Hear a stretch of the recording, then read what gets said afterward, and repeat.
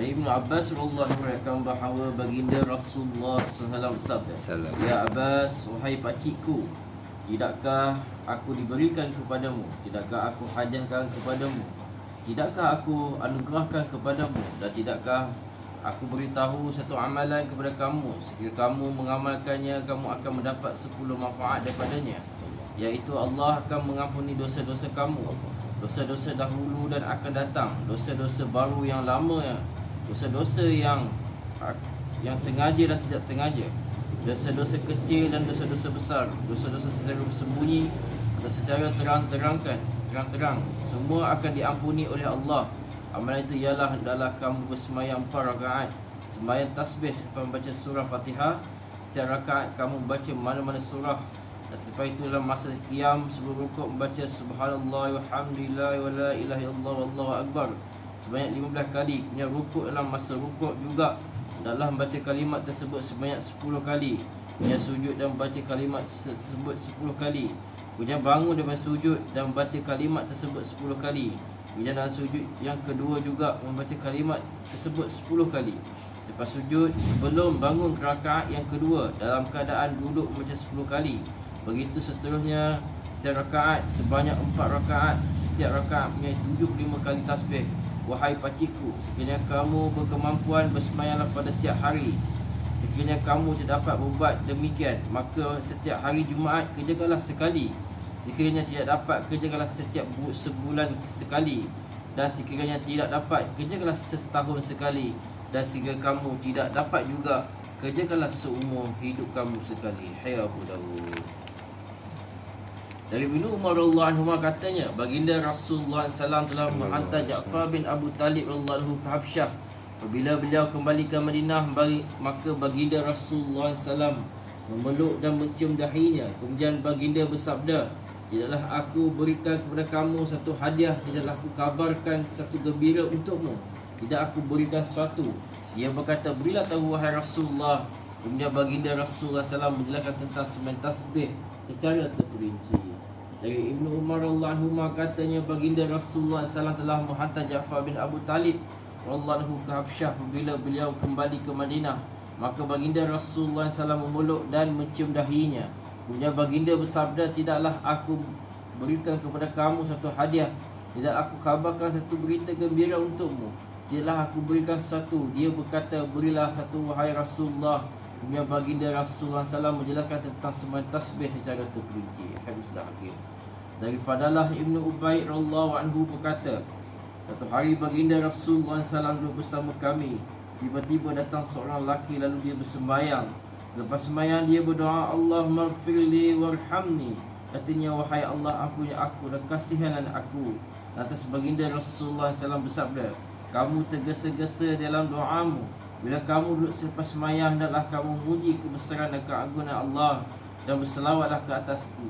Kemudian berdoalah. Fadalah radhiyallahu anhu berkata, kemudian seorang lelaki telah bersemayang, dan bila telah memuji Allah dan berselawat ke atas baginda Rasulullah SAW, kemudian baginda Rasulullah telah bersabda, "Sekarang mohon doa dan permohonan itu akan dikabulkan."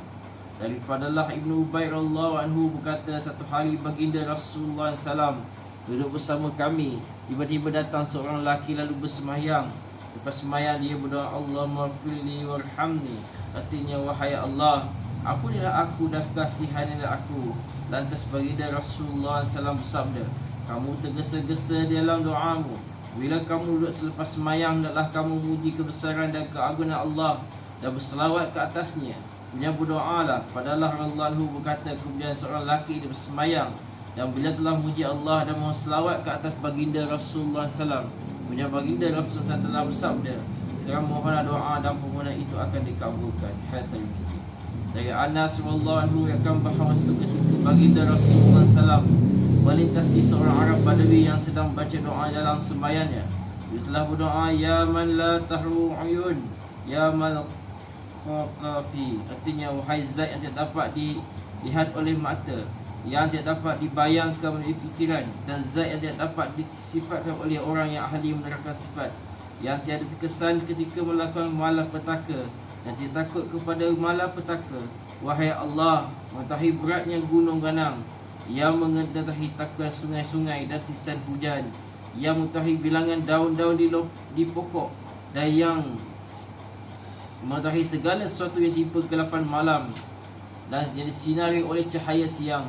Wahai Allah, yang tidak sembunyi satu dari langit ke satu langit yang lain dari pengetahuannya, yang mengetahui apa yang tersembunyi dari satu bumi ke satu bumi yang lain, dan yang tidak sembunyi apa yang di laut hingga ke dasar-dasarnya, dan yang tidak tersembunyi apa yang ada di gunung dan dalam di kepejalan batu batanya. Jadilah akhir umurku dengan kebaikan, dan jadilah akhir amalku dengan amal yang terbaik, dan jadilah hari yang terbaik bagiku ketika aku bertemu denganmu, yakni hari kematian.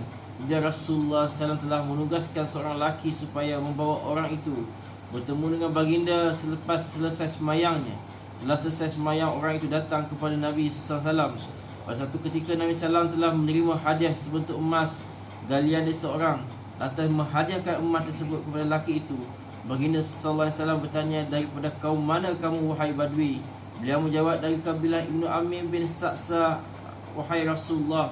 Nabi SAW bersabda, tahukah kamu kenapa aku menghadiahkan emas ini kepadamu? Lelaki itu menjawab, kerana aku hubungan persaudaraan di antara kita.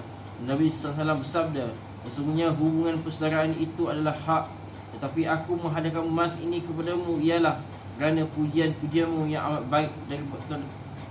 amat baik kepada Allah. Pihak Taribani Uzair. Terangan, dalam sembahyang nafil doa-doa ini boleh dibaca di mana-mana bahagian ruku dalam sembahyang. InsyaAllah berdengar dapat. InsyaAllah.